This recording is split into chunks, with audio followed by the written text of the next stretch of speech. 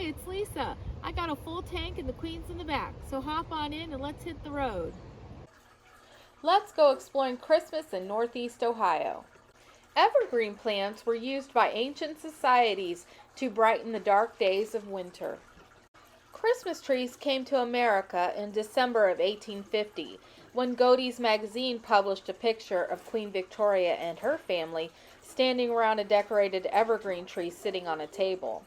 The Queen's husband, Prince Albert, was German, and the Christmas tree had been a part of the Christmas tradition for his family for centuries. Anything that happened in the British royal household was reported in the newspaper, and anything reported in the British press was also reported in the American press. So that's how we got our Christmas tree.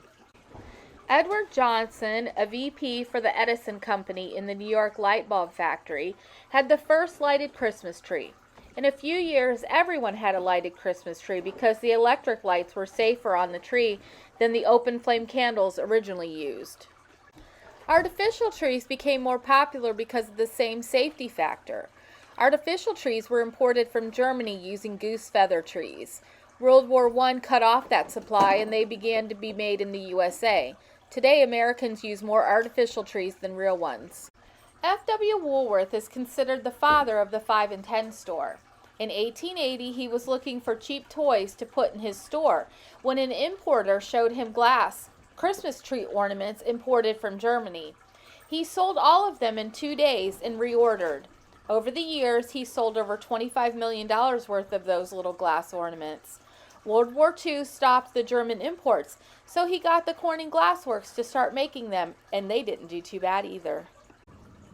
Early Dutch settlers brought Santa with them when they settled New Amsterdam, now New York. In 1860, everyone was excited about the exploration of the North Pole. A newspaper artist named Thomas Nast decided that was where Santa Claus lived, and to prove it, he drew him. His picture became what we know as Santa Claus, a right jolly fellow with a sleigh pulled by 8 reindeer, surrounded by sacks of toys for good little girls and boys, with stockings hung by the chimney with care. Nast got his idea from the poem by Clement Moore, called A Visit from St. Nick. In 1931, Santa got his red suit when the Coca-Cola Company used Santa in their ads and thought he should have a red suit to match the logo of Coke. Christmas is a special time. It's a time for families and children, our family and our faith. Many of our memories revolve around holidays, and Christmas is one of the most important. We'll start here at a year-round Christmas store. 'Tis the season. This store is in the heart of Amish country and is a year-round favorite for all the people that love Christmas and want to revel in its glow all year. For me, a stroll through this store stirs all my emotions of Christmas past and present. It's a great place to people watch, particularly the young, as their eyes are big as saucers, as they see many of their own current characters in the setting of Christmas. I also like to see the older folks as they see sights that remind them of their own Christmases, both past and present. Anything that says Christmas is on display, from whimsical to religious. This store is like a memory bank that evokes memories for all ages. It's a great place to start your holiday celebrating.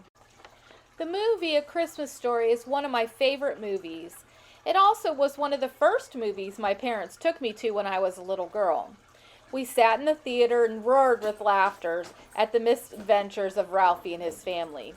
Later, my father took us to downtown Cleveland where it was filmed, and I was able to go to Higbee's, the department store, and stand on the mezzanine where Santa's throne was and see where the giant slide was that Ralphie was pushed down. It was all gone when I went to the store, and the store was back to normal.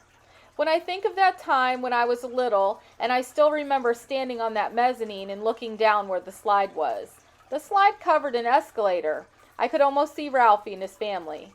Sadly, the store is gone. It's now Jack's Casino. But the memories will live forever in my heart. Ralphie's house is still there and now restored to its movie splendor. It's open year-round to the public for tours. And you can stay overnight in what they call the Bumpas House, minus the Bumpas dogs.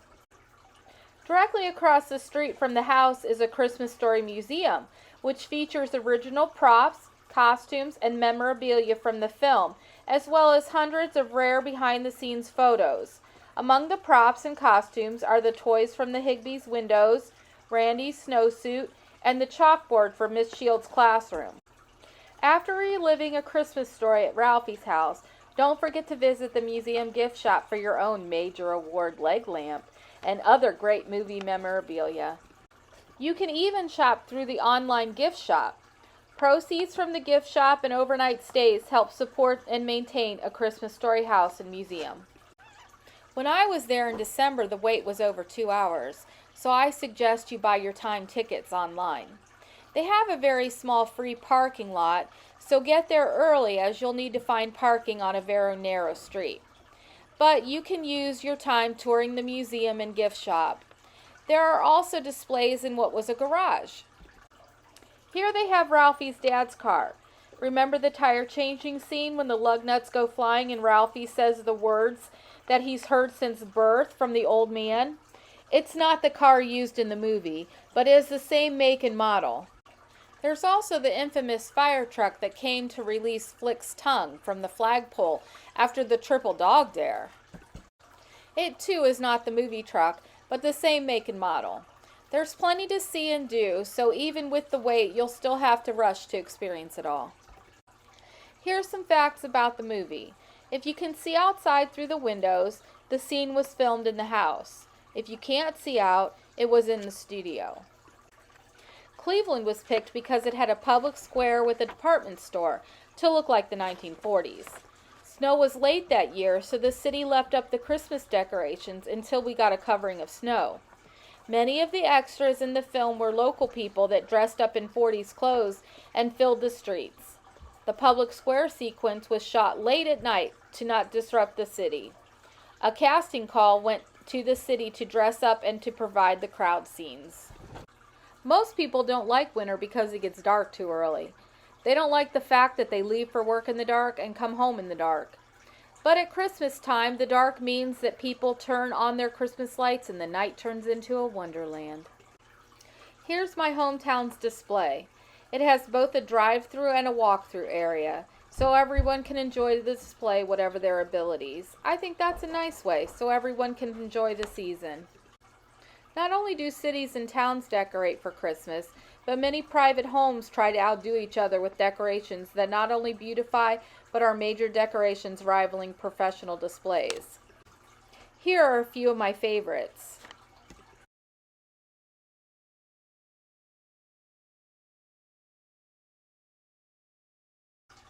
In my family, it is a Christmas Eve tradition that we go out and drive around to many of the more elaborate houses that we have scouted out during the month.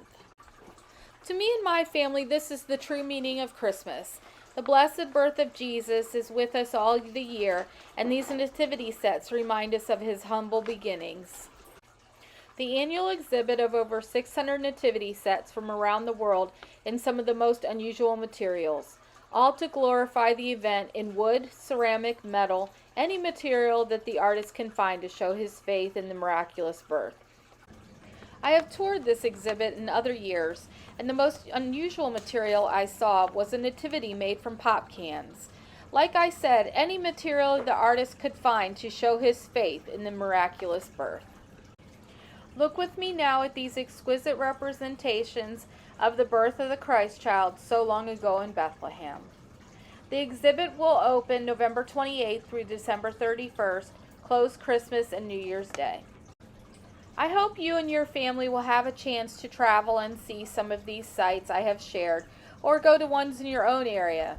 There is something for everyone, and the warmth and companionship of your family and friends are sure to bring joy during this holiday season.